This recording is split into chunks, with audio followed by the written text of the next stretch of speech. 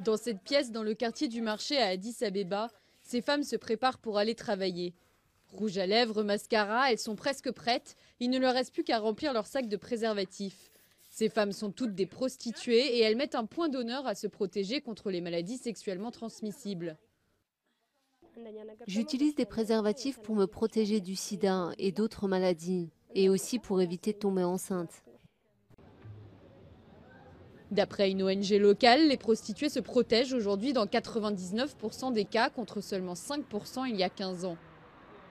Un changement de mentalité dû en partie à de nombreuses campagnes de prévention et au fait qu'ici, contrairement à d'autres pays africains, les préservatifs sont aussi faciles d'accès que les cigarettes ou les chewing-gums.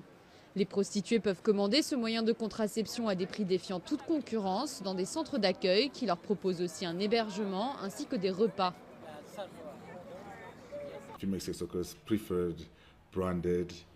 Les prostituées préfèrent avoir des préservatifs de marque qu'elles payent plutôt que des préservatifs gratuits.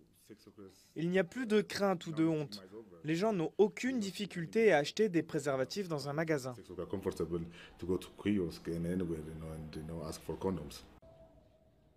À 10 centimes le paquet, les préservatifs sont abordables pour ces femmes qui gagnent 60 birrs, soit 2 $ par passe. Le taux de personnes infectées a considérablement baissé en Éthiopie, même s'il reste 7 fois plus élevé chez les prostituées, en partie à cause des clients. Si j'insiste pour utiliser un préservatif, je vais me faire gifler, me faire taper dessus. Et puis le client refusera de payer. Autre source de contamination, les prostituées qui se protègent moins souvent quand elles connaissent le client. Les efforts de l'Éthiopie pour lutter contre le sida portent leurs fruits, mais le pays doit faire face à des défis inattendus. Le boom économique attire de nombreux travailleurs étrangers qui ne sont pas toujours sensibilisés à la nécessité de se protéger et donc au risque de contamination.